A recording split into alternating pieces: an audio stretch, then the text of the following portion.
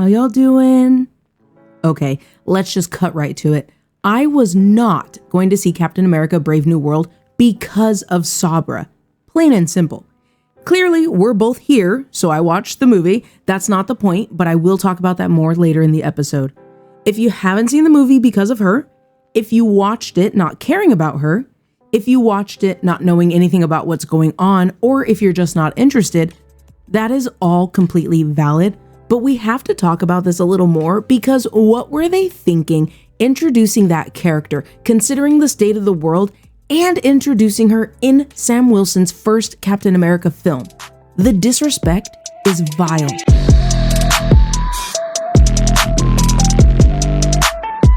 Hey there, movie lovers. Welcome back. It's your movie buddy here, ready to talk about one of the movies on the shortening list of movies that I need to catch up on.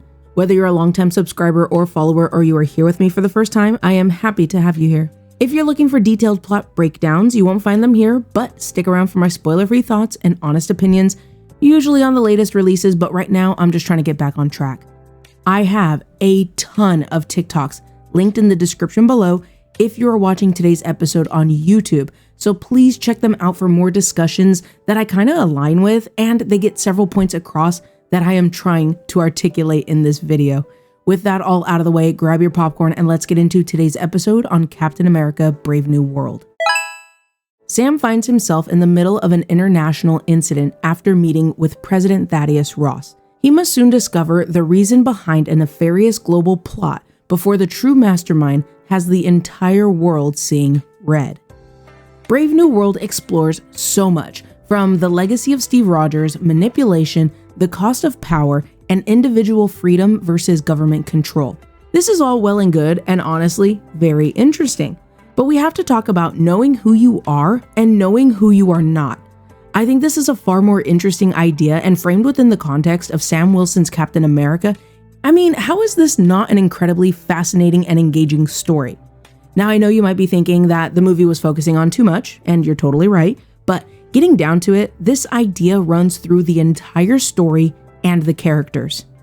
Sam Wilson is not Steve Rogers, and it's almost thrown at Sam. No, it's definitely thrown at Sam like it's derogatory. Sam is not Steve. This adds tension on screen and unfortunately off screen as well, but Sam was chosen by him in 2019's Endgame for a reason, because he is the perfect man to be Captain America. Fight with yourself in the comments because we're moving on. Sam is continuing to prove, even to himself, that while he isn't Steve, he is Captain America now, and like he said, he's trying his best every step of the way. He is trying his best to show why he was chosen. Now, let's talk about what works in this movie because it's not all bad like I was expecting. We're gonna get into what I feel were the highlights, and that's the action, the acting, and the CGI. Starting us off, I really like the action in this movie. I was interested going into this movie to see more of what Sam would do with his wings, his shield, Red Wing, of course, and what new tech he would be using too. And as much as I love the action of super soldier hard-hitting bodies flying Steve, I wanted to see more of what Sam can do, and I was not disappointed. I think the action does a great job really emphasizing the fact that Sam Wilson is different from Steve Rogers, while also making it clear that he is Captain America. I'm getting a little bit off track here, but my point is, I like the action with the tech and the tools. I like seeing the shield get thrown around like a frisbee, and I like seeing Captain America flying. It's all really cool. But so is the hand-to-hand combat. I did see some people saying that most of these scenes were kind of meh, but honestly, I really like these moments. Moving on to the acting. To anyone that said Anthony Mackie can't act or lead a movie, get out of here. I try my best to hear everyone out and see their side. You have a valid opinion, but no, Anthony Mackie as Sam Wilson is fantastic. He's charismatic and entertaining to watch. He has been since 2014. What I like more than Mackie is, yes, you guys know I love absolute legend and icon Harrison Ford, but what I love more is the relationship and chemistry between Sam, Isaiah, and Joaquin. That is what really stands out in Brave New World. They don't get a ton of time together, but I really like to see Carl Lumbly as Isaiah Bradley and Danny Ramirez as Joaquin Torres together on screen. I love their dialogue together. It feels authentic and it's hilarious. We love to see Sam and Isaiah coming together again, this time on the big screen. I love their relationship and the very present conversation of a black man's history with the government and how the world accepts a Black man as Captain America. This is such an important conversation, so to see it explored more, and despite the context of this being a good or bad film, in your opinion, I'm still glad it's being treated with a serious tone. My biggest problem with the MCU overall is how it kind of tends to trivialize and make jokes of serious issues. Getting back to the acting, I want to wrap this up with also saying that the relationship between Sam and Joaquin is amazing. I love the banter and I love the heart the two bring to the movie. Harrison Ford stepping into the role of Thaddeus Ross is unsurprisingly incredible. He easily portrays the general, the harsh, aggressive, angry character, while also making it clear that this character still has some humanity in him. And as always, John Carlos Esposito deserved more screen time. Finally, the CGI is great. I think it stands up to, if not, is better than recent MCU films. But then again, I typically think these movies have amazing CGI when it counts, and that is true here as well. But I do have to say the final battle isn't the best when it comes to the CGI. The flying and action with the shield and wings look great. Tiamat is a real highlight here. That entire scene is really well done, and I love the long shots that look seamless. I did not mean to get long-winded there, and I don't want this episode to get too long, but I'm still gonna give my thoughts along the way as we take a look at some criticisms I found online.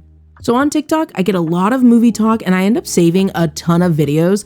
Then when I start working on the movie of the week, I end up having to go back through everything that I saved. You guys, it took me so long to go through everything this time around. My point is, I didn't actually read through reviews this time.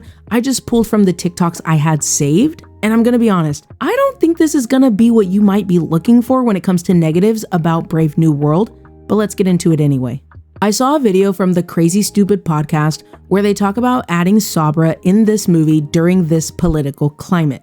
I mentioned this at the top of the episode, and this, 100 times this. It's too messy and problematic for honestly no reason. If you don't know, Sabra is a character from the comics, the first Israeli hero. She's a mutant, but also a controversial character in the comics, and unsurprisingly, the film as well. Disney had to release a statement saying that, quote, while our characters and stories are inspired by the comics, they are always freshly imagined for the screen and today's audience. And the filmmakers are taking a new approach with the character Sabra, who was first introduced in the comics over 40 years ago, unquote. So they did change the character, but she was still the cause of so much protest. After seeing the movie, what even was the point? I think she should have been a different character, or considering how much they changed from the comics, they could have just as easily created an original character. I can agree with the idea to cut all her scenes as well with some rewrites, but I also love to see Lady shine in the MCU, so I would have liked to see the character replaced. Next was something I heard a group of people talking about right out of the theater, and I saw people saying it online as well. You can tell there were 5 writers on this movie. And I mean, maybe I shouldn't be speaking on this since I don't agree, but it's my opinion. Maybe I can't tell unless it's like really bad, like Jeepers Creepers Reborn, that only had 2 writers. I think the movie flows well. Sure, there's some funky dialogue and the movie is wildly predictable, but I think if you're not as critical or you don't notice these kinds of things, then this is probably not going to stick out very much. Speaking of the dialogue, one of my own personal critiques of the movie is Ross talking about his daughter, Betty. It was a little bit heavy-handed, especially since my honey and I had just rewatched Incredible Hulk the day before going to see Brave New World. It just very much sounded like, Betty, my daughter Betty, Betty who is my daughter. Like, we get it. Speaking of Ross, his reveal as Red Hulk in the trailers was an interesting choice. I get they want to get people into the theater, so I understand why they packed the trailer full of Captain America versus Red Hulk. However, it would have been really surprising to me, I think, and probably general audiences who aren't as familiar with Hulk lore or the comics, to come to the realization that Ross is Red Hulk. We're gonna move on, but if you want more insight on Captain America Brave New World being an Incredible Hulk sequel, I am doing air quotes, I do have links in the video description if you're watching on YouTube that really go into this topic if you're looking for some thoughts on that. Now, let's wrap up with my final thoughts on the movie. After discussing its key elements, the real question remains, is it worth your time? In my opinion, yes. is that answer coming from a longtime fan that's 5,000 years, 30,000 movies, and 400 TV shows in? Absolutely. But this is a solid movie. Is it the best the MCU has to offer? No, but is it as bad as some people are saying it is? I don't think so. I'm always going to lean on the fact that a movie does what it does well.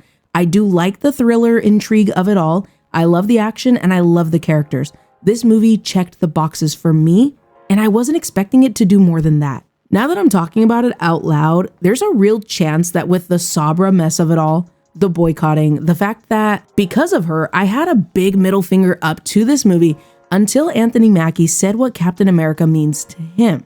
If you don't know, in an interview, he said, quote, Captain America represents a lot of different things, and I don't think the term America should be one of those representations. It's about a man who keeps his word, who has honor, dignity, and integrity, unquote. Ooh, people were in a tizzy. The backlash was immediate, and me buying tickets was immediate. Now, I can go on and on about that, but I'm trying to wrap this up. So I have several links of people talking about this specifically if you want to get some more thoughts on that. I got sidetracked because there is just so much surrounding this movie, but there's a real chance that because of the Sabra mess, boycotting, discourse, and then the negative reviews, I was fully expecting this movie to be trash, but I still wanted to support Sam Wilson as Captain America. Maybe the bar was beyond low because all of this, maybe because the chatter about how the trailer was giving one thing and the movie was giving another, that I thought this movie was going to be really, really bad. But it wasn't bad. The movie is good.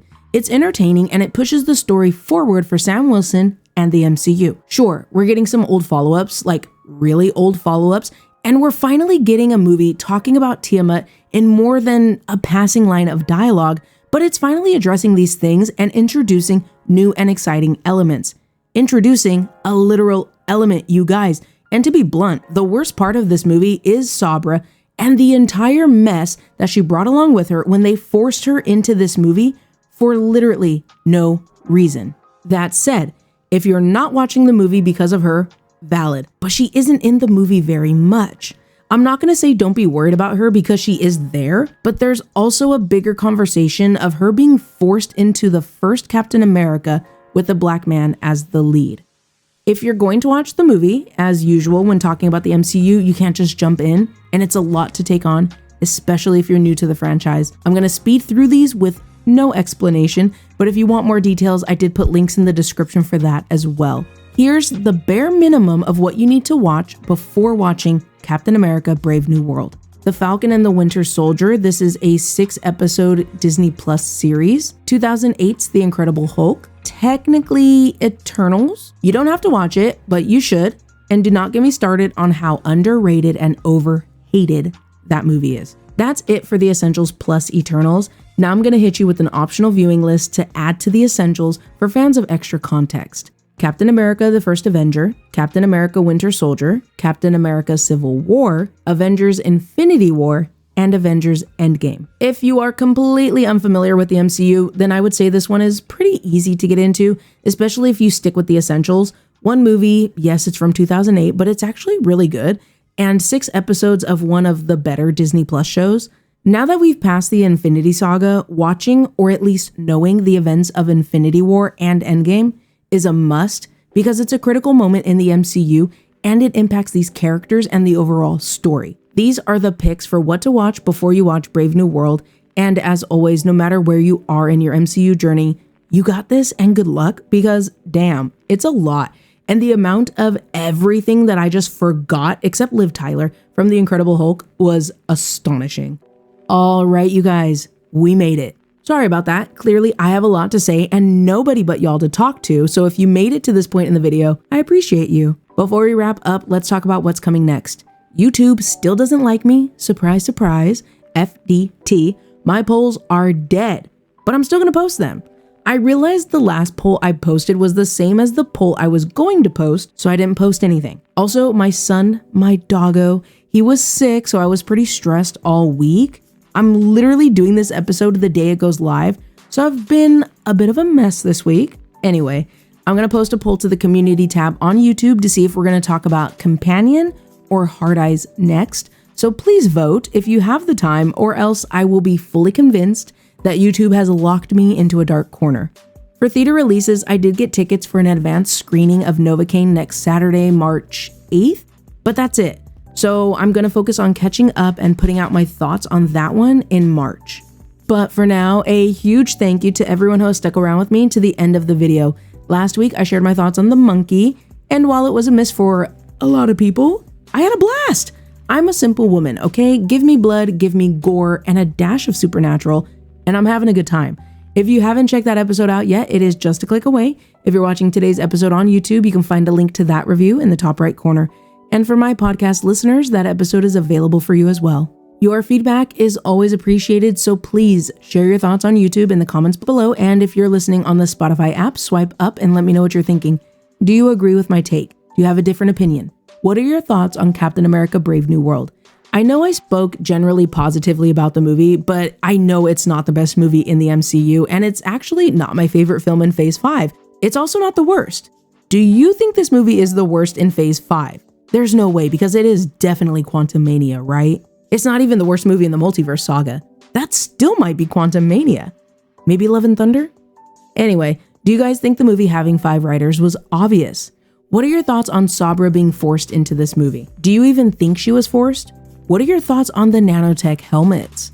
I'm interested to know what you guys think, so let's get the conversation going. If you're enjoying the content on YouTube, don't forget to hit the like button, subscribe to the channel, and ring that notification bell so you never miss an update. If you enjoy on-the-go listening, then you should check out the podcast and follow me on Spotify so you don't miss out on our podcast exclusive episodes. The last podcast exclusive was on The Substance.